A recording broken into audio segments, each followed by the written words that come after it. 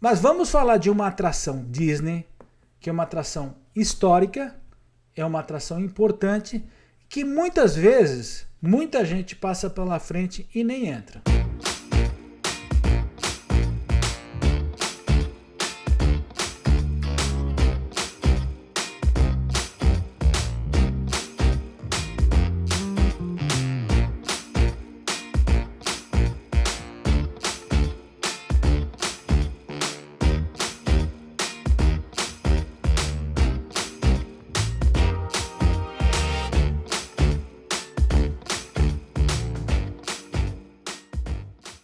E esse é o ponto Disney. O ponto Disney era o antigo ponto detalhado. Só que não ficou bonito esse nome, ponto detalhado. Então vamos mudar para ponto Disney. O ponto Disney, a gente vai pegar uma lupa e vai com mais detalhe prestar atenção em alguma coisa Disney. A primeira vez a gente falou sobre o Cathay Circus Theater, que na verdade os prédios que foram feitos no Disney Hollywood Studios, no Disney California Adventure e na Disney Shanghai, em homenagem a um teatro que foi extremamente importante na história Disney. E agora no segundo, na verdade, eu resolvi fazer algo relacionado com uma atração, e uma atração do Magic Kingdom, que é uma atração inaugural do Magic Kingdom, e que por muito tempo foi uma das atrações mais importantes do parque, e que ainda guarda para todos nós que somos Disney maníacos um carinho, todos guardam um carinho bem grande, tá? É uma atração extremamente importante. Quando eu falo que ela é importante, eu não estou dizendo que você tem que gostar dela, não. Mas o que é legal, e daí sim pegar a lupa e ver detalhadamente, é o motivo por que essa atração merece pelo menos uma consideração e um respeito. E eu estou falando nada mais, nada menos do que a Country Bear Jamboree. Tá? O Country Bear Jamboree é um lugar que eu tenho que fazer um meia-culpa e dizer assim, quantas vezes eu vou no parque, passo direto e não entro. E é uma das atrações que você pode sentir, pode dizer que teve o dedo do Walt Disney. Tem várias atrações no parque que a gente pode dizer isso. O Tiki Room é importante. A Swiss Family Treehouse é isso. O Jungle Cruise tem isso. O Pirates of the Caribbean tem isso. Então vamos falar um pouquinho da história. E por que é tão clássico? Primeiro, qual é o dedo e a relação Disney, né? O Country Bear Jamboree, na verdade, ele tem ligação com um projeto anterior ou contemporâneo à época de projeto da Disney na Flórida. Na mesma época, o Walt Disney estava pensando num projeto chamado Disney's Mineral King, que era um resort de esqui que foi pensado para um local que fica perto da Floresta Nacional de Sequoia, na Califórnia, basicamente no meio do caminho entre Los Angeles e Lake Tahoe. O Walt Disney sempre teve uma ligação muito legal com esqui, gostava bastante. E no começo da década de 60, ele teve inclusive envolvimento nos Jogos de Inverno, nos Jogos Olímpicos de Inverno de Squaw Valley, que fica do lado de Lake Tahoe. E ali ele ficou encantado e disse, puxa, seria muito legal se a gente entrasse numa situação de ter um resort de esqui Disney. E na verdade surgiu uma oferta do Departamento de Floresta da Califórnia, disse, olha, vem aqui, tem essa área aqui que ficava perto de um lugar chamado Silver City, tá? Fica ainda, tá? Lá.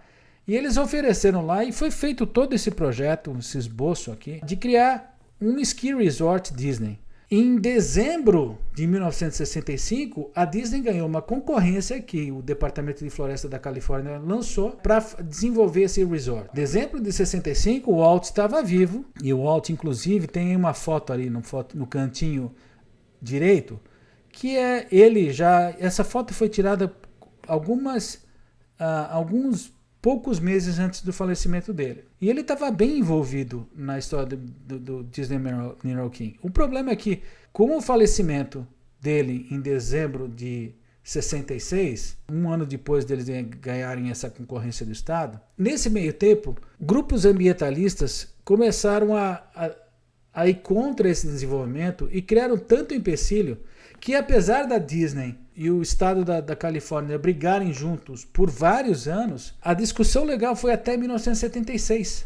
E quando finalmente disseram pode fazer, a Disney já estava com uma outra administração, estava com uma outra onda e disse, não vamos fazer isso agora. Mas na ideia original do Disney's Mineral King, o Walt disse o seguinte, nós vamos ter um resort de esqui, a grande atração vai ser o esqui aqui, mas o restaurante do resort, eu queria que a gente construísse um show. E por que a gente não faz um show baseado numa banda de ursos? E para desenvolver esse show, ele pegou nada mais, nada menos do que o Imagineer, que para mim é o Imagineer favorito, que é o Marc Davis, que antes de ser um Imagineer, ele foi um dos grandes animadores do estúdio Disney, tá? Responsável por personagem. Ele foi o desenho dele, ele foi o criador de personagens como Branca de Neve, como Bambi, como a Cinderela e o Príncipe Charming, como a Alice do País das Maravilhas, como a Tinkerbell, a Aurora, a Malévola, o Príncipe Felipe, o Rei Stefan e a Rainha Lia, Cruella de Vil. Ele era extremamente famoso por ser o Ladies Man, a figura que criava as grandes figuras femininas do universo Disney. Eu já falei isso para vocês, né? O Walt tinha uma capacidade de descobrir talentos escondidos por vários Imagineers. Ele, na verdade, faziam outras coisas. Ele disse, não, vem aqui e eu vou querer que você me ajude agora em outra área que não é animação. E o Marc Davis foi efetivamente trabalhar como criador e como o grande Imagineer de outras atrações, fazer atrações em vez de fazer animação, e grande responsável por atrações como o Jungle Cruise, o Enchanted Tiki Room, os grandes momentos com o Mr. Lincoln, que é a versão que depois gerou o Hall of Presidents na Magic Kingdom, mas é a versão original que fica na Disneyland, o Carrossel do Progresso, It's a Small World, ele foi um dos Imagineers junto com a Mary Blair, Pirates of the Caribbean, Haunted Mansion, o Country Bear Jamboree e o America Sings. America Sings, na verdade, é uma atração do Disneyland que substituiu o Carrossel of Progress e que depois foi também, de certa forma, uma atração que contribuiu, principalmente com animatrônicos, para o Splash Mountain. Foi designado ao Marc Davis fazer essa atração do Disney's Mineral King, dos ursos. Eles pensaram daí em banda de urso jazz, banda de urso isso e tal. Daí veio toda a história da complicação do Mineral King, veio a morte do Walt. Aí tem uma coisa legal, e não é lenda, porque o Marc Davis repetiu isso várias vezes. Existe todo aquilo que a gente fala que o Country Bear Jamboree foi a última risada do Walt. E o que aconteceu? Quando eles começaram a apontar para uma ideia de que os ursos seriam country bears, né? Seriam uma banda de country music no estilo western, e ele começou a desenhar os ursos. O Walt, uma vez, entrou na sala do Marc Davis e pediu para ver os sketches. Para quem conhece a história do Walt Disney, sabe que tinha uma coisa que ele não fazia. Ele não era uma pessoa de elogiar o trabalho diretamente a alguém. Ele normalmente fazia via indireta. Ele falava para alguém, dizendo assim, olha, o Marc está fazendo um esboço muito legal. Mas quando ele viu o esboço de um dos ursos, ele deu uma risada muito alta e disse, I love it, eu gostei. E ele fez outra coisa que ele nunca fazia. Ele se despediu do Marc. Ele disse bye bye e saiu. Que normalmente ele não se despedia de ninguém, ele simplesmente saía. E o Marc, de certa forma, estranhou isso. Bom, isso aconteceu algo em torno de 8 dias antes do falecimento do Walt. Tá? Então, por isso que muita gente fala que esse é Walt's Last Laugh, foi a última risada do Walt, quando o Marc Davis mostrou um esboço do Country Bear Jamboree. Mas o Marc Davis não trabalhou sozinho, ele trabalhou junto com um outro Imagineer chamado Albertino, que foi também um assistente de animação, trabalhava muito na parte de roteiros, trabalhou no Pinóquio, Fantasia, roteiros para a série de televisão The Magical World of Disney, mas também teve seus inputs em atrações como Mr. Toad's Wild Ride, Haunted Mansion, American Sings e, claro, Country Bear Jamboree. Eu vou voltar logo com essa foto do Albertino, porque existe uma outra relação direta dele com o show, tá? Mas o Country Bear Jamboree, eu vou falar um pouquinho do show. Eu gosto bastante, gosto muito do Assemble, né? Quando eles juntam todos. Ele tem personagens muito legais. Eu não vou poder mostrar vídeo e não posso mostrar música porque YouTube e Facebook estão cada vez mais chato com isso. O legal do Country Bear é que tem o Henry e o Samuel. O Henry é o mestre de cerimônia, ele canta em algumas músicas e participa ativamente do show sempre. Tem uma figura como o Big Al que todo mundo conhece. E aí que tem a outra coisa que é importante eu mostrar.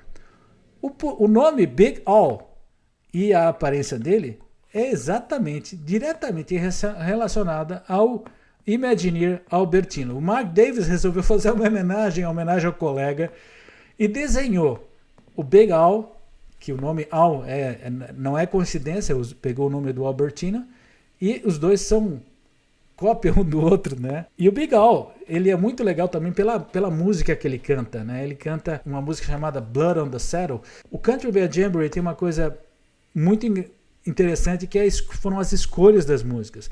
Então, músicas que inclusive são clássicos essas músicas country antigas, western. E tem essa música Blood on the Saddle, que ele fala, tinha sangue por todo lugar, sangue na cela, sangue no chão. E é graficamente, inclusive, pesada a música. Mas isso é o engraçado do Country Bear Jamboree, que ele tem toda uma conotação humorística e nas letras das músicas que é muito legal. Além do Big Al, tem Wendell, tá? Que é outra música que é fantástica, que é Mama Don't Whip Little Buford. Tá? Wendell canta essa música e a letra basicamente diz o seguinte: Mamãe, don't whip.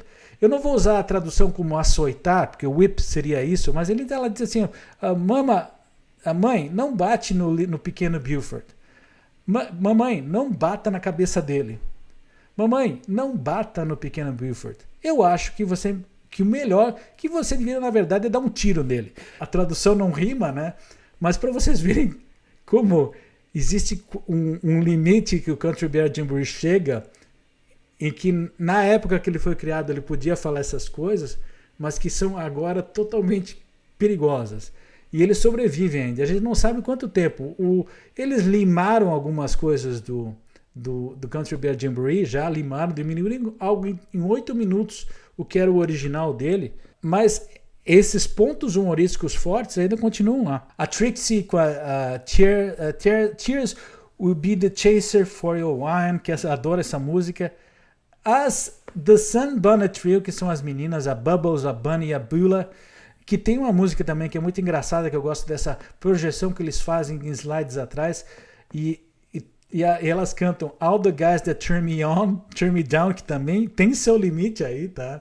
Que elas falam que eles dão um olhar sujo para elas. Volto a falar, ele tem um limite do Country Bear que é interessante. E claro, a banda, que é o The Five Bear Rugs, que dizem o seguinte, que a história da banda é que eles se juntaram na primeira série, passaram 15 anos e eles continuam tocando junto e eles estão agora na 4ª série.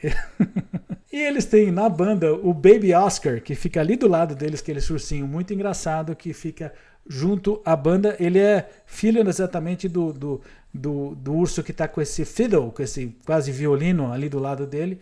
E o Baby Oscar, na verdade, ele não toca nada, ele só aperta a barriguinha do urso que faz um sinal. Uma coisa importante, aí quando eu falei de música, e tem um outro destaque legal do Country Bear Jamboree, é que um grande nome da história Disney, que é um compositor de trilha sonora, George Bruns, ele foi responsável pelo score, pela trilha sonora de Sleeping Beauty, A Bela Adormecida, 101 Dálmatas, o Jungle Book, Aristocatas, Robin Hood, vários outros filmes, a série de filmes do David Crockett e tal. E ele também participou de algumas composições de parques, e a mais notável ela foi Yoho, que é a Pirate's Life for Me, que era uma parceria dele com outro dos grandes Imagineers que eu curto bastante, que é o X Atencio, com o Xavier Atencio, que além de Yoho fez a música da Haunted Mansion, Green Burning Ghost, e os dois juntos trabalharam no score do Country Bear Jamboree. Mas o George Bruns, na verdade, teve influência, inclusive, na escolha das músicas, escolha histórica, tal. Ele se envolveu bastante. Para vocês terem uma ideia, eu estou falando, destacando o Country Bear Jamboree. O Country Bear Jamboree, ele estreou, ele teve sua primeira versão e a sua primeira estreia quando o Magic Kingdom abriu no dia 1º de outubro de 1971. Mas o sucesso foi tão grande no Magic Kingdom, foi tão grande, que daí o que a Disney fez foi correndo fazer uma versão dupla em 2 teatros para ter dupla capacidade, que foi para Disneyland. E estreou em março de 1972. Eles fizeram muito correndo. Mas foi um negócio tão grande que eles inclusive criaram uma área nova na Disneyland Anaheim, que chamava na época Bear Country e que depois mudou o nome para Creature Country, que é uma área enorme lá. O Country Bear Jamboree na Disneyland não existe mais. O que aconteceu, eles fecharam em 2001 e o espaço onde que existia antes o Country Bear Jamboree passou a ser a atração do Winnie the Pooh. Só que a Tokyo Disneyland também, desde a sua estreia em 1983, tem uma versão também de dupla, com 2 teatros, tá? E é bem interessante. E eu queria destacar exatamente, dando a lupa dessa vez dessa semana, a lupa do ponto Disney foi no Country Bear Jamboree, uma atração que ela não precisa ser amada, você não tem que ir lá, mas você pelo menos tem que saber que existe um detalhe e principalmente uma conexão forte com o Disney e com os grandes Imagineers que trabalharam junto com o Disney e que fizeram tantas coisas importantes até agora. Esse foi o ponto Disney. Espero que vocês tenham gostado.